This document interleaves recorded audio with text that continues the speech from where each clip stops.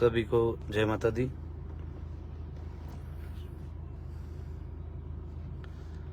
आप सभी भाइयों से निवेदन है कि अपने सभी भाइयों तक ये वीडियो पहुंच जाए। इसके लिए जितने भी भाई फेसबुक लाइव से जुड़े पहले इसको शेयर करें, क्योंकि हमारे पास समय कम है और सूचना ज़्यादा पहुँचानी। आप सबको पता ही होगा कि शैलू दादा और उज्जैन की पूरी टीम आज सुबह से भूख हड़ताल पर बैठी है। महतपुर टीआई साहब को हटाने के लिए पहले भी हमने धरना प्रदर्शन किया था, तब भी हमें आश्वासन मिला था कि हमें 1 हफ्ते का समय दिया जाए, हम जांच करके टीआई साहब को वहां से हटा देंगे। वो समय भी पूरा हुआ, उसके बाद भी कोई कार्रवाई नहीं हुई। फिर हमारे लोगों को प्रताड़नाएं दी गई, फिर हमारे लोगों को प्रताड़ित किया गया। फिर से सभी भाइयों ने मिलकर ये निर्णय लिया कि हमें अब भूख हड़ताल पर बैठना है। जब तक टीआई साहब को वहां से हटाया नहीं जाएगा, तब तक हम वहां से भूख हड़ताल से उठेंगे नहीं। हम सब भी इस बात में सहमत हैं। मैं खुद स्वयं भी वहां पहुंचता, पर मेरे परिवार में मेरे पप्पू साहब को उनकी तबीयत खराब है और मैं उनको लेके हॉस्पिटल आया हुआ हूँ। उनके साथ मैं ही हूँ यहाँ पे, तो मेरा यहाँ उपस्थित रहना भी आवश्यक था इस वजह से, क्योंकि तबीयत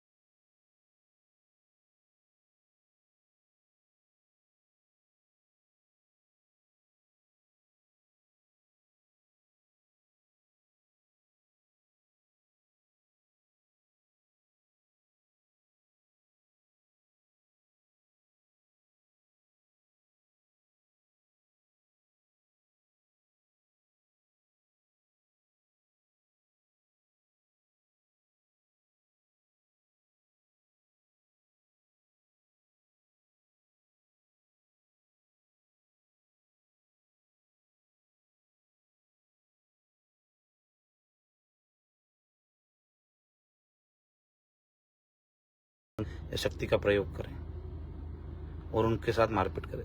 हमारे भाई को थप्पड़ मारे गए, एक भाई को थाने में बेरहमी से पीटा गया, इसलिए पीटा गया कि तू वहां क्यों गया था। तो आप सभी भाइयों से निवेदन है कि जो अन्याय टीआई है, इसके खिलाफ आप सब एक आवाज में एकजुट होकर आवाज उठाएं, क्योंकि हमारे करनी सैनिकों को कहीं ना कहीं परेशानियां दी जाती है, झूठे मुकदमों में फंसाया जाता है, उन पर दबाव बनाया जाता है कि वो विरोध प्रदर्शन में शामिल नहीं हो या फिर उस विरोध प्रदर्शन में जाए नहीं। तो आप सबसे निवेदन है कि इस प्रकार से यदि हमारे सबके साथ ऐसा ही होता रहा, हमारे कार्यकर्ता इतने मजबूत हैं कि न तो लाठी डंडों से डरते हैं, न सरकार के तानाशाही रवैयों से डरते हैं।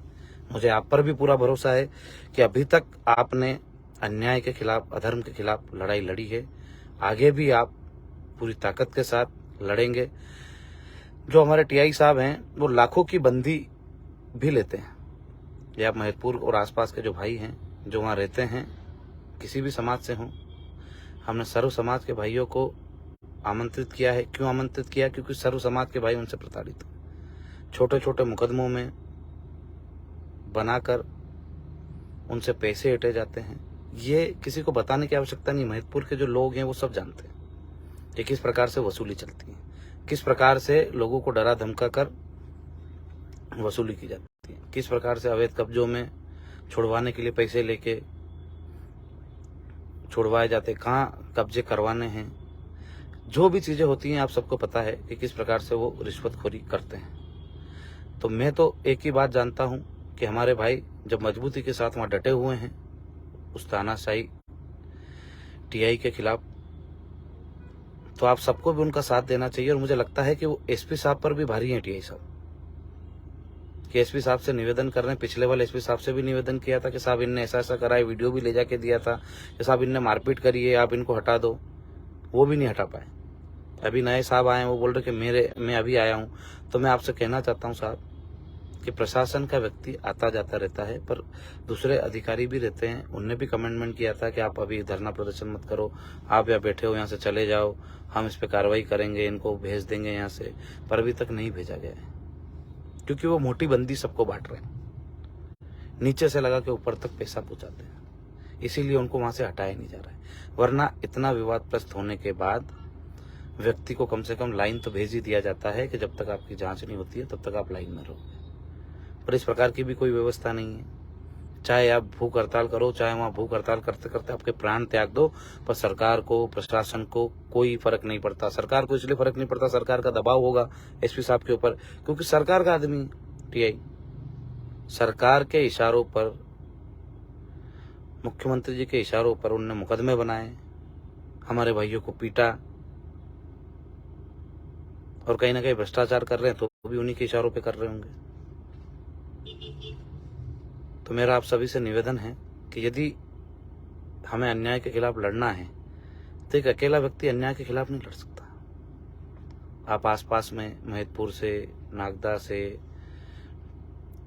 उज्जैन से, उज्जैन दक्षिण से, उत्तर से, जो भी आसपास का क्षेत्र जितना भी लगता है, बड़नगर है, सभी भाइयों से निवेदन है कि आप उनके संघर्ष में शामिल हो।